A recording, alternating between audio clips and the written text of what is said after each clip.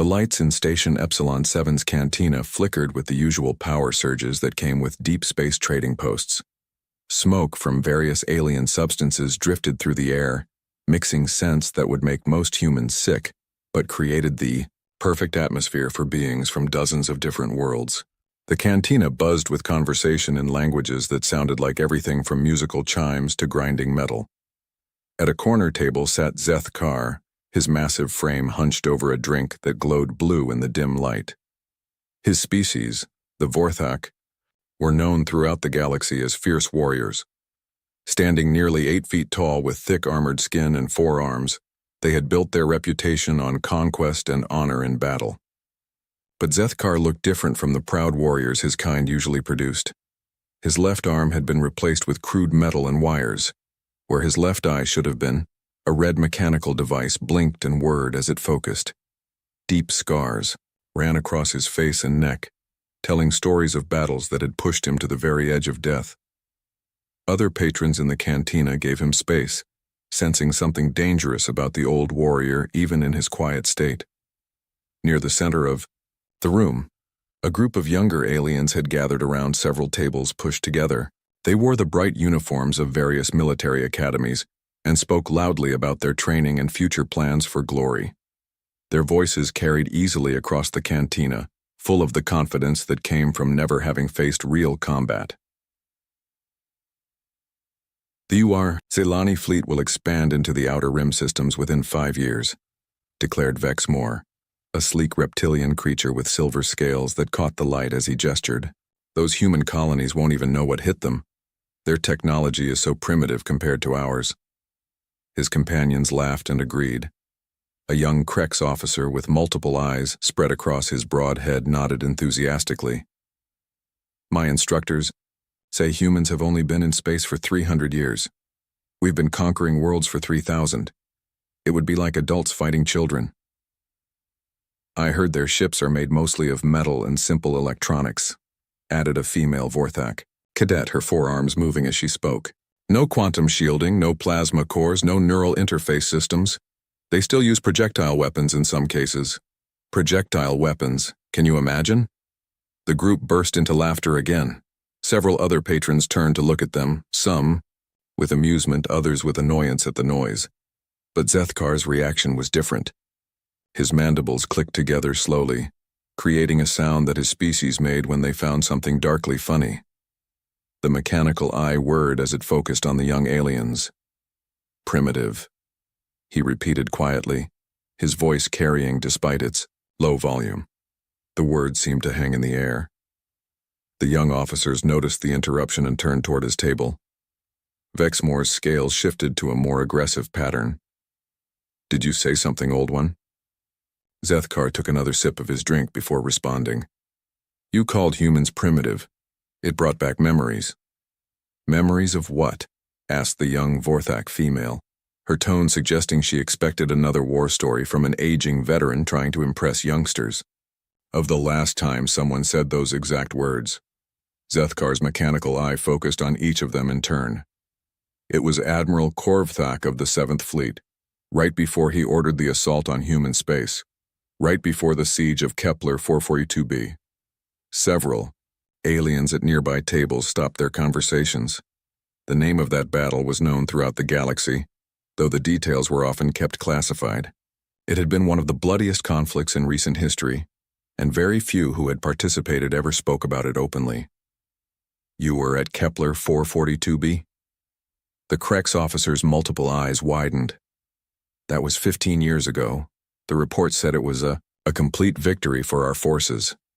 Szeth Kar's mandibles clicked again, but this time the sound was bitter. A victory. Yes, that's what the report said. They had to say something to explain why 3 of the galaxy's most powerful military forces needed 2 years to conquer a single human agricultural world. He stood up slowly, his massive frame casting shadows across their table. The mechanical arm whirred as servos adjusted his balance. Would you like to know what really happened at Kepler 442b? Would you like to know why your instructors teach you about human primitiveness but never assign actual combat missions in their space? The young aliens exchanged glances. This was clearly not going to be the usual old soldier's tale of glory and easy victories. But their curiosity had been awakened, and backing down now would seem cowardly in front of their peers. "Tell us," said Vexmore, trying to keep the challenge in his voice despite growing unease. Zethkar moved to their table, pulling up a chair that groaned under his weight. "It started exactly as you described. 3 allied fleets representing the most advanced military forces in the galaxy. The Vorthak Dominion contributed 200 ships and 50,000 ground troops. The Zelani fleet brought their newest dreadnoughts and their best pilots. The Krex hierarchy provided their famous battle computers and tactical analysis systems." He paused to drink, letting the numbers sink in.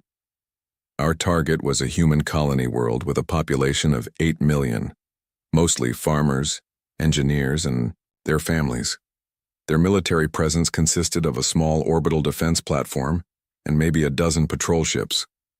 Our intelligence report said they had no significant ground forces and would likely surrender once they saw the size of our fleet." "That sounds like a reasonable assessment," the young Vorthak cadet said carefully. "It was reasonable," Zethkar agreed. "Based on everything we knew about warfare, based on 3,000 years of conquering worlds across the galaxy, based on the assumption that all intelligent species approach conflict in roughly the same way." His mechanical eye whirred as it adjusted focus. "The first sign that something was different came when we dropped out of hyperspace at the edge of their system. Standard procedure is to send a surrender demand and wait for their response. Usually takes a few hours while the local government debates and panics. What happened instead? Their response came in 30 seconds. A single word broadcast on all frequencies. No." Zethkar's voice carried a mixture of respect and old fear. "Not, 'We need time to consider,' or 'What are your terms,' or any of the usual negotiating positions. Just no." The cantina had grown quieter as other patrons strained to listen. Stories from Kepler 442b were rare, and most who had been there preferred not to discuss the experience. "Admiral Korvthak was actually amused," Zethkar continued. "He ordered the fleet to advance to the inner system and demonstrate our firepower by destroying a few empty orbital stations, a show of force to make them reconsider." "A standard tactic," agreed the Krex officer. "Yes, standard." Zethkar's mandibles clicked slowly. What wasn't standard was what happened next. As we approached the planet, we detected energy signatures that didn't match our intelligence reports. Lots of them. The humans had been busy during the months it took us to assemble our invasion force. He leaned forward, his voice dropping but remaining clearly audible. They had turned their entire agricultural and industrial infrastructure into weapons manufacturing. Farms were producing military-grade explosives using fertilizer and farming chemicals. Factories that made construction equipment were now building tanks and artillery. Orbital grain elevators had been converted into missile launchers. "Impossible," protested Vexmore. "You can't convert civilian infrastructure for military use that quickly. The logistics alone would take years." "That's what we thought too," Zethkar replied. "That's what 3,000 years of military experience told us. But humans don't follow the rules that the rest of us learned. They don't separate military and civilian thinking the way we do. When they decided to fight, everything became a weapon." The mechanical eye focused on the young Zelani. "Your people pride yourselves on being able to adapt quickly to changing battle conditions. How long does it take your fastest pilots to adjust their tactics when facing an unexpected enemy formation?" "Minutes, maybe seconds for the best pilots," Vexmore answered with pride. Humans were adapting their entire planetary defense strategy in real time, Zethkar said quietly. Not just pilots or individual units, but their whole population. As we watched from orbit, we could see new defensive positions being built, supply lines being rerouted, civilian evacuation routes being converted into military transportation networks. It was like watching an entire world transform itself into a weapon pointed at us. The young aliens sat in silence processing this information. Their military training had taught them about logistics, strategy, and tactics, but always within the framework of established military hierarchies and standard operating procedures. That still doesn't explain how they could defeat superior numbers and technology, the young Vorthak cadet said finally. Zethkar finished his drink and set the empty container down with a metallic clink. That's where the real story begins. The first ground assault landed near their capital city, expecting to face disorganized civilian militias with hunting weapons and improvised defenses. His mechanical eye dimmed slightly, as if the memory was too painful to focus on clearly. Instead, we met Captain Jake Morrison and the 1st Colonial Defense Regiment, and that's when we learned our first lesson about human warfare. The next evening, the young alien officers found themselves back at the same cantina, though they hadn't planned to meet there. Each had spent the day thinking about Zethkar's words, unable to focus on their regular duties. The old warriors' tale had left too many questions unanswered, and the mystery gnawed at them like an itch they couldn't scratch. Zethkar arrived exactly 1 hour after sunset, as if he had expected them to return. He ordered the same glowing blue drink and settled into his chair without greeting them. The mechanical parts of his body made small whirring sounds as he adjusted his position, reminders of whatever had happened to him during that long-ago battle. "You want to know about Captain Jake Morrison?" he said without looking at them directly. It wasn't a question. "You said he taught you about human warfare," replied the young Vorthak cadet, whose name was Kethara. "What did you mean?" Zethkar's organic eye focused on her while the mechanical one continued to scan the room. Morrison commanded 12 ships, old ones, built for cargo transport and converted for military use. Our fleet had 200 vessels designed specifically for war. Our smallest frigate had more firepower than his entire flotilla. "Then how did he pose any threat?" asked Vexmore, leaning forward. "That's exactly what Admiral Korvthak asked," Zethkar replied, right before Morrison did something that no military academy in the galaxy teaches, something that violates every rule of space combat we had learned in 3,000 years of warfare. The old warrior paused to drink, letting the tension build. Around them, the cantina continued its usual business, but their corner had become an island of focused attention. Morrison split his force into individual ships and sent them in 12 different directions, not retreating, not trying to escape. They were moving to attack positions around our fleet, positions that made no tactical sense according to our battle computers. "That's suicide," protested the young Krex officer whose name was Yexhol. "Dividing your force when facing superior numbers is the first mistake they teach you not to make." "Yes," Zethkar agreed. "That's what we thought too. Admiral Korvthak ordered our ships to pursue and destroy them one by one. Simple mathematics. Each of our battle groups had 20 times the firepower of a single human ship." His mandibles clicked softly. What we didn't understand was that Morrison wasn't trying to win a space battle. He was trying to buy time for something else entirely. What else? The ground forces were preparing something on the planet below. While we chased his ships around the outer system, the humans were turning their entire world into a trap. Zethkar's mechanical eye whirred as it adjusted focus. 3 days later, when we finally destroyed the last of Morrison's ships, we thought the real battle was over. We prepared for a simple ground assault against a demoralized population. But it wasn't over, Kethara said quietly. "No, it was just beginning." Zethkar finished his drink and signaled for another. "I was part of the first ground assault wave. 5,000 Vorthak shock troops, the best our military had ever trained. We had fought on 100 worlds, conquered dozens of species. We expected to face farmers with hunting rifles and maybe a few police officers with small arms. The server, a multi-armed creature whose species none of them recognized, brought Zethkar his drink and quickly moved away.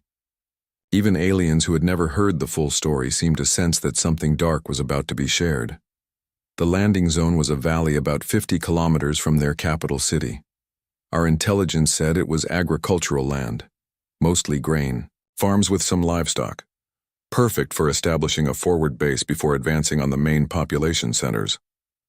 "Sounds like standard procedure," Yexhol commented. It was. Everything went according to plan for the first 10 minutes. Zethkar's voice grew quieter, forcing them to lean in to hear clearly. We landed, established a perimeter, began unloading heavy equipment. The valley was quiet, peaceful even.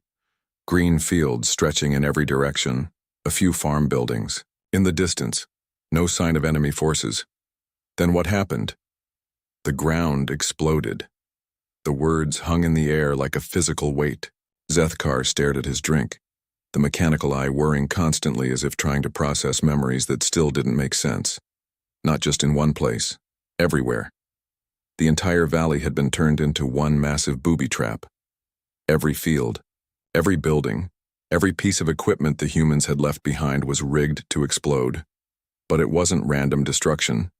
It was carefully planned, perfectly timed. "How many did you lose?" Kithara asked. "In the first hour?" 3,000 troops, most of our heavy equipment, all of our vehicles. His organic eye met hers. But that wasn't the worst part. The worst part was meeting the human who had done it. "You met the person responsible?" Her name was Lisa Hayes, Sergeant Lisa Hayes, though we didn't know her rank at the time. We found her in a farmhouse at the center of the valley, calmly treating wounded Vorthak soldiers who had been caught in the explosions. The young aliens exchanged confused looks. "She was helping your wounded?" "Yes." The same hands that had planted enough explosives to level half our landing force were now cleaning wounds and administering medical supplies from our own first aid kits. Zethkar's mandibles clicked rapidly, a sign of deep agitation among his species. When our commanders arrived to interrogate her, she offered to show them exactly how she had done it. "Why would she do that?" "Because she was proud of her work," Zethkar replied. "And because she wanted us to understand what we were really fighting." The mechanical eye focused on each of them in turn. Hayes had been a combat engineer before the war, but also a farmer. She knew every centimeter of that valley, every drainage ditch and irrigation pipe, every storage building and equipment shed. When the invasion began, she had 6 weeks to prepare. 6 weeks to create that much destruction? Bexmore sounded skeptical. "She didn't create anything new," Zethkar explained. "She used what was already there. Fertilizer became high explosives. Irrigation systems became delivery mechanisms. Grain silos became fragmentation bombs. Every piece of farming equipment became a weapon." He paused to drink again, his movements showing the careful precision of someone who had learned to live with artificial parts. But the technology wasn't what made her dangerous. Any competent engineer could have done the same thing given enough time and resources. What made Hayes truly terrifying was her attitude. "What do you mean?" She treated warfare like a problem, to be solved, not a ritual to be performed. While we were following 3,000 years of military tradition, thinking about honor and proper tactics and rules of engagement, she was thinking about results, how to achieve maximum effect with minimum resources, how to turn every advantage we thought we had into a disadvantage. Zethkar's voice grew distant, as if he was seeing the past instead of the present. I watched her explain to General Thixvor, our ground commander, exactly how she had calculated the timing of each explosion, how she had studied our landing procedures from captured military manuals and predicted where we would place our equipment, how she had turned our own efficiency against us. What did the general say? Nothing. For the first time in his career, General Thixvor had nothing to say. He was a veteran of 50 campaigns, a master of ground warfare by any standard in the galaxy. But he was completely unprepared for an enemy who didn't follow the same rules he had spent his life learning. The cantina around them seemed to have grown quieter, though that might have been their imagination. Other patrons occasionally glanced in their direction, drawn by the intensity of Zethkar's voice even if they couldn't hear the specific words. Hayes wasn't the only one, Zethkar continued. As we advanced toward their capital city, we met more humans like her. Each one had found a different way to turn their civilian knowledge into military advantage. A construction worker named Pete Johnson had turned the city's subway system into a network of tunnels that let human forces appear and disappear like ghosts. A chemistry teacher called Mary Wilson had converted the high school laboratory into a factory for producing smoke, grenades and tear gas. Civilians fighting trained soldiers? That's what we kept thinking, Zethkar replied. We kept expecting to meet their real military, their professional soldiers who would fight according to proper rules. Instead, we found teachers and farmers, and shopkeepers who treated our invasion like any other problem that needed solving. His mechanical arm moved to touch the scars on his face. I got these from a 12-year-old human named Bobby Chen. He had rigged a bicycle to explode when someone tried to move it. Not because he was a soldier, but because he didn't want aliens in his neighborhood. A child did that. A child who had learned about chemistry from his mother, engineering from his father, and tactics from watching his older sister practice with the local defense force. Zethkar's mandibles clicked slowly. The humans didn't separate military knowledge from civilian knowledge the way we do. When war came, everyone became a warrior, but they all brought their own expertise to the fight. The young aliens sat in stunned silence, trying to process what they were hearing. Everything they had learned about warfare, about the separation between soldiers and civilians, about the rules that governed civilized conflict, seemed to mean nothing when applied to humans. By the third night, word had spread through Station Epsilon 7 about the old Vorthak warrior telling war stories in the cantina. When the young officers arrived, they found nearly twice as many beings gathered around the nearby tables, all pretending to mind their own business while clearly listening for every word. Even some of the station's senior staff had found reasons to visit the cantina during what had become known as story time. Zethkar seemed unbothered by the larger audience. If anything, he appeared more focused, as if the presence of other veterans in the crowd gave weight to his words. Several older aliens nodded grimly at certain parts of his tale, their own scars and mechanical replacements suggesting they, too, had learned hard lessons about warfare. Colonel Danny Pierce, Zethkar began without preamble, settling into his usual chair. That name is still mentioned in Vorthak military academies, though not in the way you might expect. What was special about him? Asked Yexhol, the young Krex officer who had become the most vocal questioner in their group. Pierce commanded the defense of New Carthage, the colony's capital city. Population 400,000, mostly civilians. Our intelligence indicated minimal military infrastructure, standard civilian government buildings, basic police force, nothing that should have posed a significant challenge to our ground forces. Zethkar paused to order his drink, acknowledging several of the older aliens who had gathered to listen. A scarred Zilani female with burn marks across her neck scales gave him a respectful nod, which he returned. By the time we reached New Carthage, we had been fighting on Kepler 442b for 4 months. We had learned to expect human tricks and traps. Our soldiers were more careful, our advance slower but more thorough. General Thixvor had adapted our tactics based on what we had encountered in the rural areas. Had you learned to counter their methods? Kithara asked. We thought we had, Zethkar replied with bitter amusement. That was our first mistake. We assumed that humans would keep using the same tactics that had worked before. We prepared for booby traps, for converted civilian equipment, for irregular fighters hiding among the population. The mechanical eye whirred as it focused on the distance, as if seeing events from 15 years ago. What we found instead was something none of our military manuals had prepared us for. Pierce hadn't just organized the city's defense. He had organized the people themselves. What do you mean? Every person in New Carthage had a job in the defense plan. Not just the obvious ones like police officers and emergency workers. Everyone. School teachers became communications officers. Shop clerks became supply coordinators. Children became messengers and spotters. Elderly citizens became intelligence analysts. Vexmore frowned. That's not possible. You can't turn an entire civilian population into an effective military force in just a few months. That's what we thought too, Zethkar agreed. But Pierce wasn't trying to turn civilians into soldiers. He was trying to turn the entire city into a single, coordinated organism that could think and react as one unit. The old warrior leaned forward, his voice taking on the tone of someone sharing a particularly disturbing memory. When we reached the city's outskirts, our scouts reported normal civilian activity. People going to work, children playing in parks, shops open for business. It looked like the city was continuing its normal routine despite the approaching army. They weren't evacuating? That's what puzzled us. Every other population center we had encountered either evacuated their civilians or gathered them in central locations for protection. New Carthage appeared to be ignoring our approach entirely. Zethkar's mandibles clicked slowly. General Thixfor decided to test their response by conducting a reconnaissance in force. 500 troops moving into the outer residential areas, expecting to encounter light resistance and gather intelligence about their defensive positions. What happened? Nothing. For 6 hours, our troops moved through empty neighborhoods, searching houses and checking potential ambush sites. They found no traps, no hidden weapons, no signs of military preparation, just normal family homes with normal family belongings. The mechanical parts of his body whirred softly as he shifted position.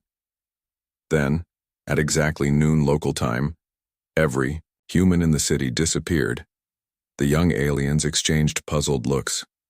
Disappeared? One moment our troops were reporting visual contact with civilians going about their daily business. The next moment, the streets were completely empty. 400,000 people had vanished in less than 10 minutes. That's impossible, protested Yexhol. Where could they have gone? Underground, Zethkar replied simply. Pierce had spent months connecting every basement, every storm drain, every utility tunnel, every subway station into a single network that ran beneath the entire city.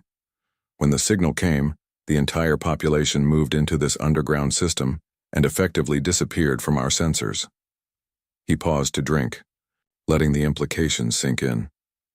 But that wasn't the clever part. The clever part was what happened next. Which was? Nothing continued to happen. For 3 days, our forces occupied a completely empty city. No resistance, no contact, no indication of where the population had gone or what they were planning. Our troops searched every building, every tunnel they could find, every possible hiding place. They found evidence that people had been there recently, but no people. Zethkar's organic eye focused on Cathara. General Thixavor grew more frustrated each day. He had brought enough firepower to level the city, but there was nothing to shoot at. He had troops trained for urban combat, but there was no one to fight. He had plans for dealing with civilian populations, but the civilians had simply ceased to exist. What was Pierce planning? Patience, Zethkar replied. Pierce was teaching us that humans could wait, while we grew more frustrated and more careless, while our troops began to relax because there was no apparent threat. The humans were watching and learning and preparing. The cantina had grown quieter as more beings strained to listen. Several older veterans moved closer, their expressions showing they recognized the tactical scenario being described. On the 4th day, Pierce made contact. Not through our communication systems, not through official channels. Every screen in the city suddenly showed his face.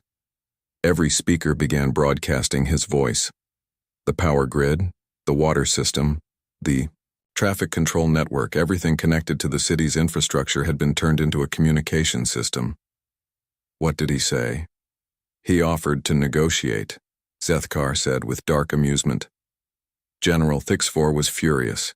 Here was a human colonel surrounded by superior forces, his population hiding in tunnels like scared animals, offering to negotiate as if he held the stronger position. Did the general agree to meet? Yes, but only to demand immediate surrender. The meeting was set for the city's central plaza, neutral ground with clear sightlines in all directions.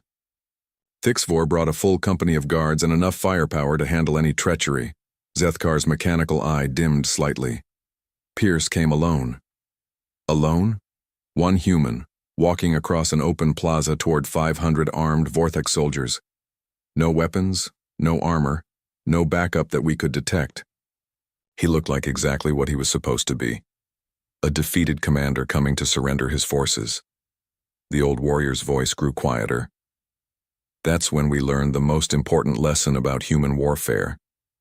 It's not about the weapons or the tactics or the technology. It's about psychology. What happened in the meeting? Pierce didn't come to surrender. He came to explain what he had done to our supply lines. The words hung in the air like a physical weight. Around the cantina, several beings who had been listening leaned forward, sensing that the story was approaching its crucial moment. While we were searching for his population in the city, Pierce had been coordinating with human forces across the entire planet.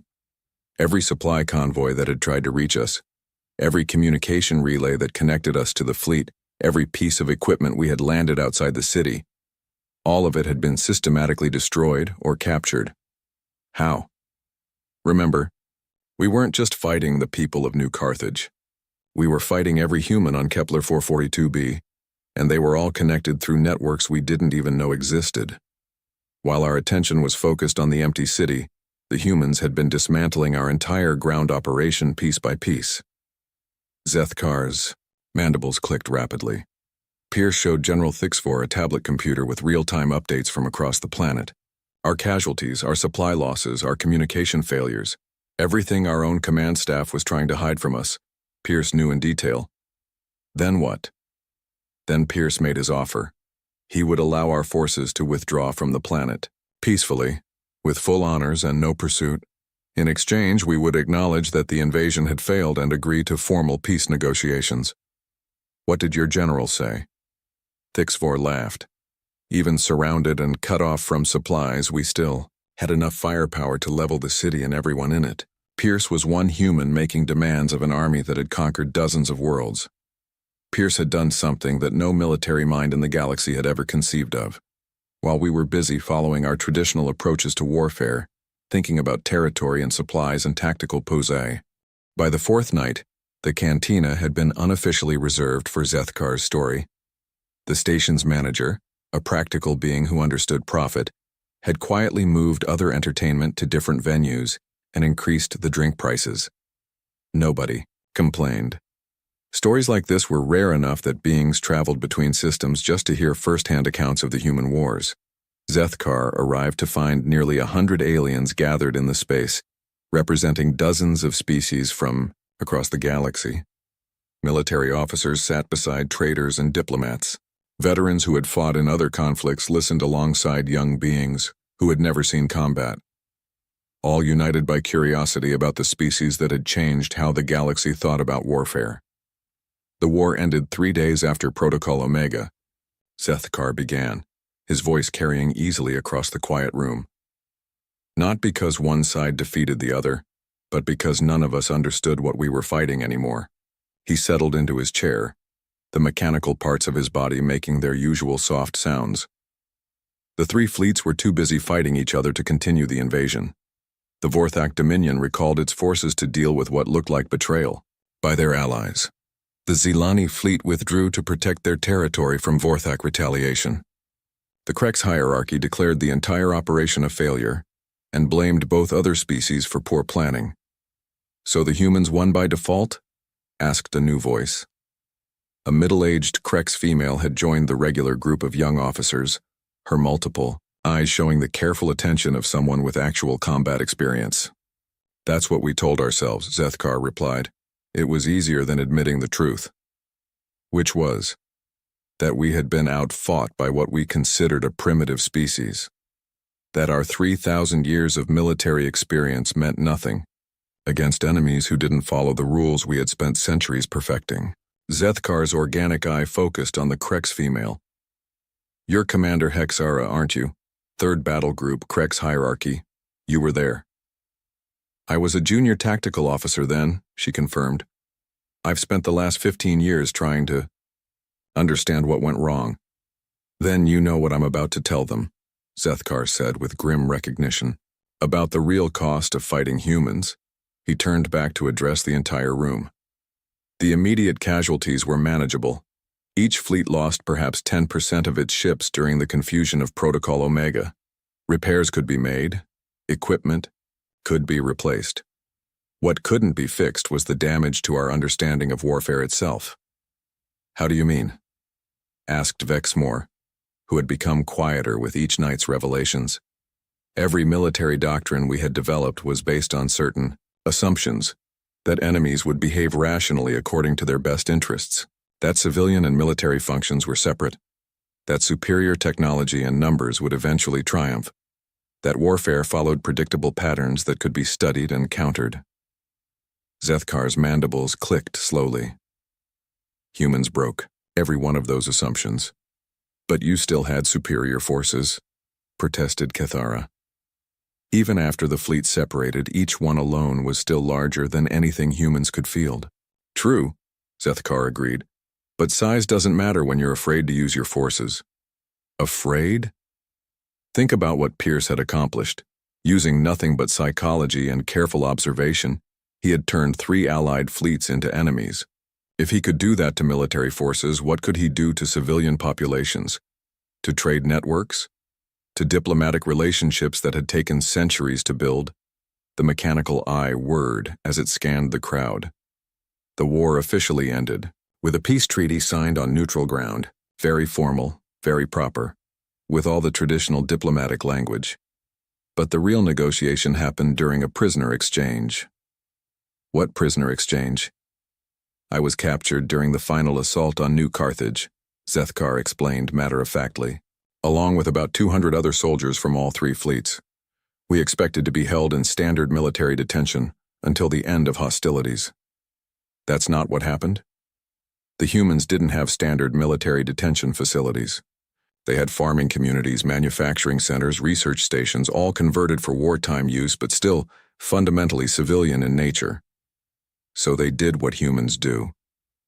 They improvised. Zethkar's voice grew quieter, forcing everyone to lean in. We were housed in a converted agricultural college about 50 kilometers from New Carthage. The buildings had been dormitories for students learning farming techniques. The classrooms were still set up for lectures about crop rotation and soil management. How were you treated? Like guests who had overstayed their welcome, Zethkar replied with dark humor. The guards were mostly older humans, too young or too old for frontline combat, but still determined to do their part. They fed us meals from their own kitchens, provided medical care when we needed it, even organized recreational activities to keep us occupied. That sounds reasonable. It was. That's what made it so unsettling.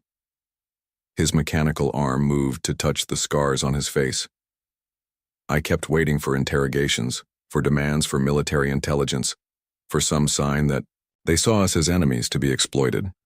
Instead, they seemed genuinely interested in talking to us as individuals. About what?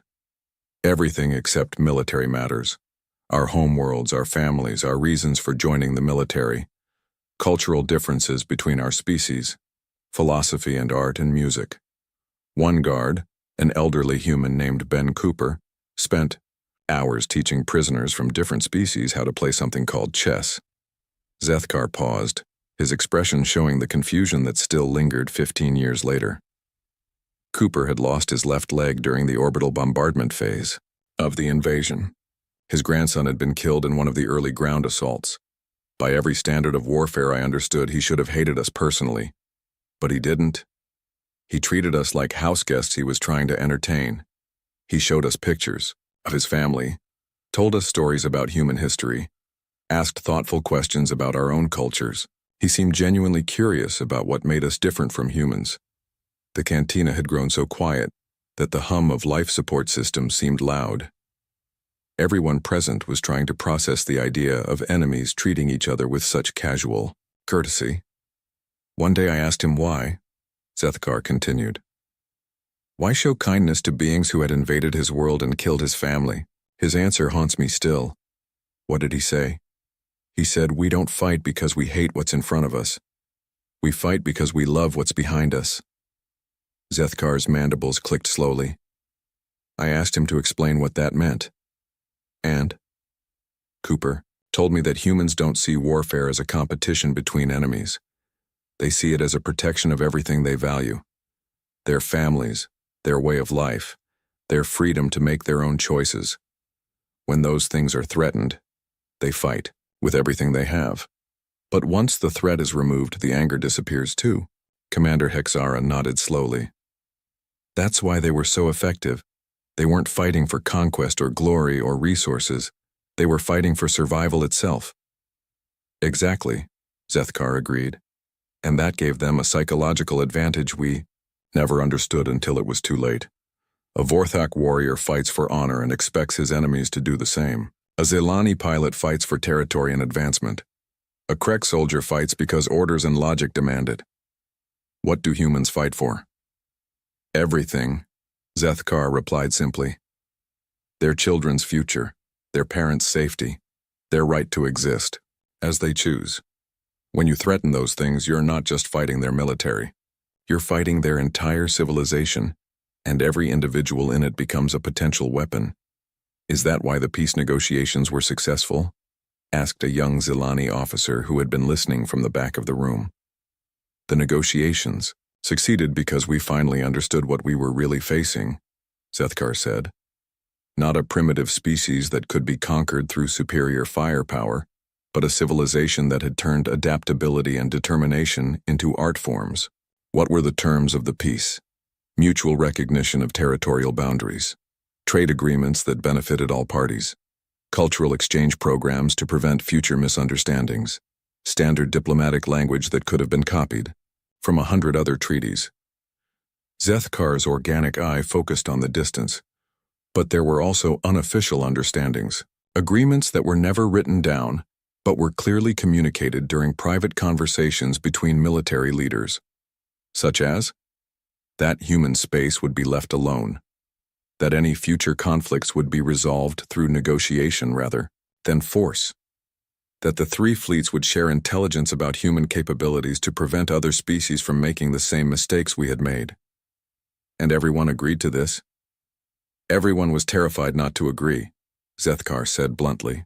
We had seen what humans could accomplish when defending a single agricultural world with limited resources and obsolete equipment.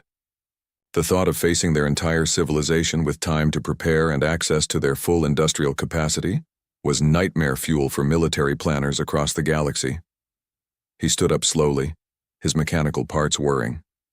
But the most disturbing part wasn't their effectiveness in combat. It was how quickly they forgave us afterward. On the fifth and final night, the cantina was completely packed. Word had spread beyond Station Epsilon 7 through subspace communications, and beings had arrived from neighboring systems just to hear the conclusion of Zethkar's tale. The station manager had to bring in extra seating and assign additional security to manage the crowd.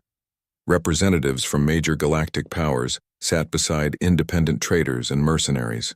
Everyone wanted to understand how the human wars had changed the galaxy. Zethkar entered to find the crowd already waiting in respectful silence.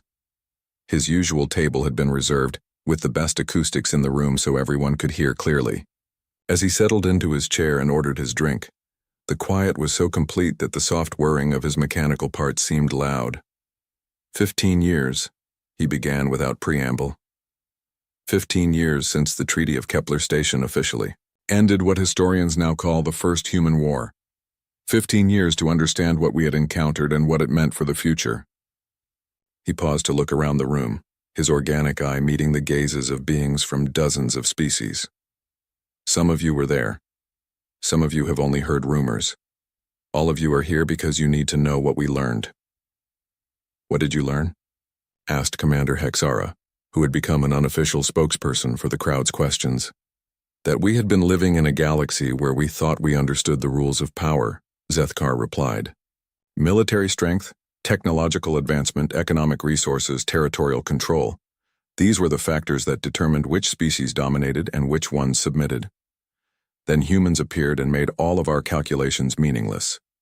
His mechanical eye whirred as it focused on the young officers who had started this journey 5 nights ago. They looked older somehow, their confidence replaced by thoughtful uncertainty. 6 months ago, I attended the Galactic Security Conference on Arcturus Prime, Zethkar continued. Representatives from every major power discussing trade disputes, territorial boundaries, and resource allocation. Standard diplomatic business that has gone on for centuries. What made this conference different?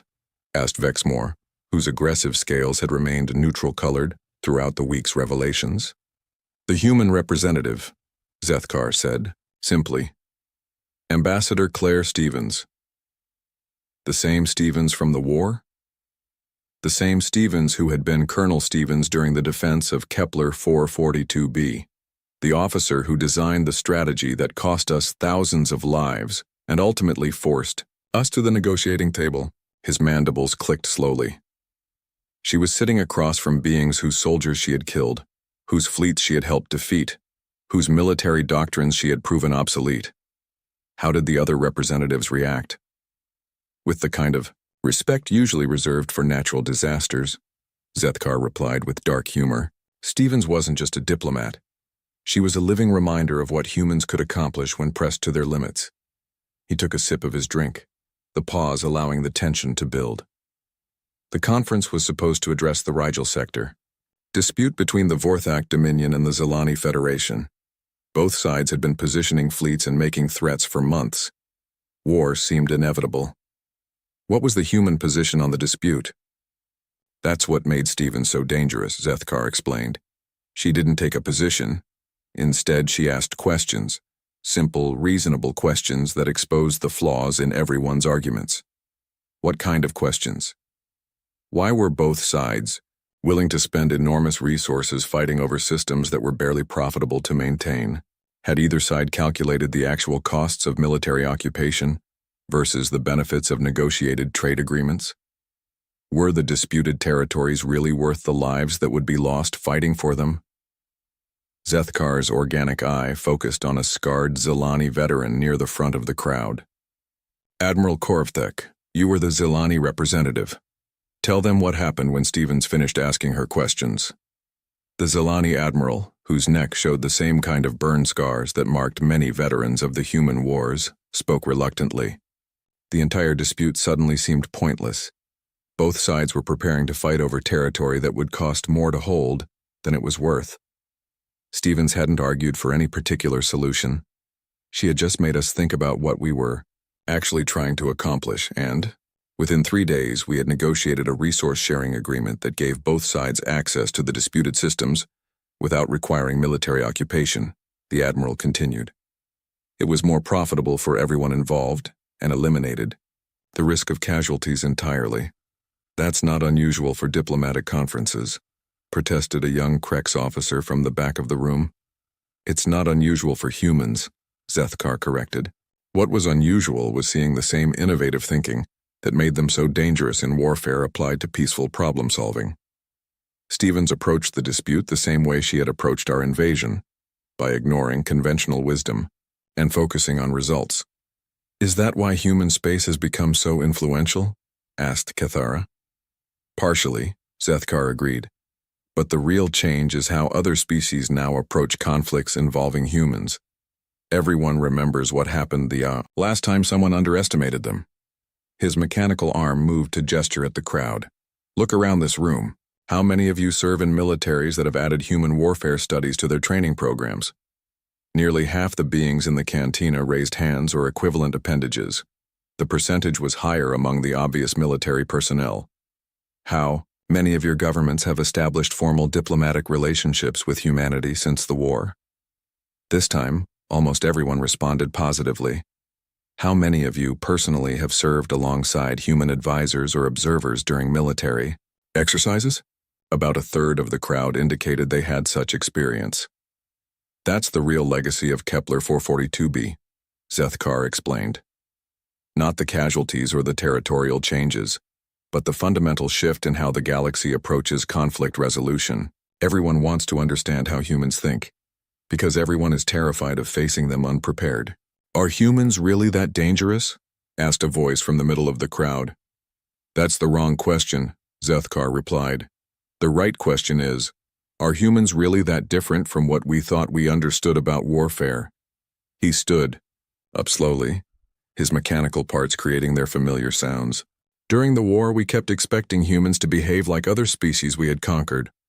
When they didn't, we assumed they were unpredictable or irrational. What we eventually realized was that humans weren't breaking the rules of warfare. They were following completely different rules that we had never encountered before. What rules? That every problem has a solution if you're willing to think creatively enough to find it.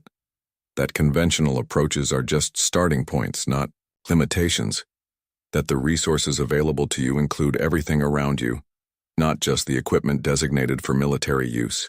His organic eye swept across the crowd. That the most important weapon in any conflict is the space between your ears. Is that why military academies now require human psychology courses? Partly, Zethkar confirmed, but also because we finally understood that humans don't separate military thinking from civilian thinking the way other species do. A human farmer thinks about crop rotation in the same systematic way that a human general thinks about troop deployment. A human engineer approaches building design with the same innovative mindset that a human tactician uses for battle planning. So, they're naturally better at warfare? They're naturally better at problem solving, Zethkar corrected. Warfare is just one type of problem. But when humans decide to solve the problem of military conflict, they bring the same creativity and determination that they use for everything else. Commander Hexara spoke up again. That's what makes them so valuable as allies, isn't it? The same qualities that made them dangerous enemies make them powerful friends. Exactly, Zethkar agreed. Human military advisors now serve with forces throughout the galaxy, not because they have superior technology or larger fleets, but because they think about problems differently than everyone else. What's the current status of human military capabilities? Asked Admiral Korvthek. That's the most frightening part of this story, Zethkar replied, his voice growing serious. During the war, we faced a small portion of humanity defending their homes with limited resources and obsolete equipment. We never encountered their main military forces operating at full capacity with unlimited resources and time to prepare. The cantina became completely silent. This was the revelation many had come to hear. Current intelligence estimates suggest that the forces we fought on Kepler 442b represented less than 1% of humanity's actual military potential. Zethkar continued. The humans we faced were farmers and teachers and shopkeepers with basic training and improvised weapons. Their professional military never fully engaged, their industrial capacity was never fully mobilized, their research institutions never focused entirely on weapons development. How much stronger could they be? Someone asked in a hushed voice. We don't know, Zethkar admitted. And that uncertainty is what keeps peace in the galaxy. Every major power has reached the same conclusion. Humans are too dangerous to fight and too valuable to antagonize.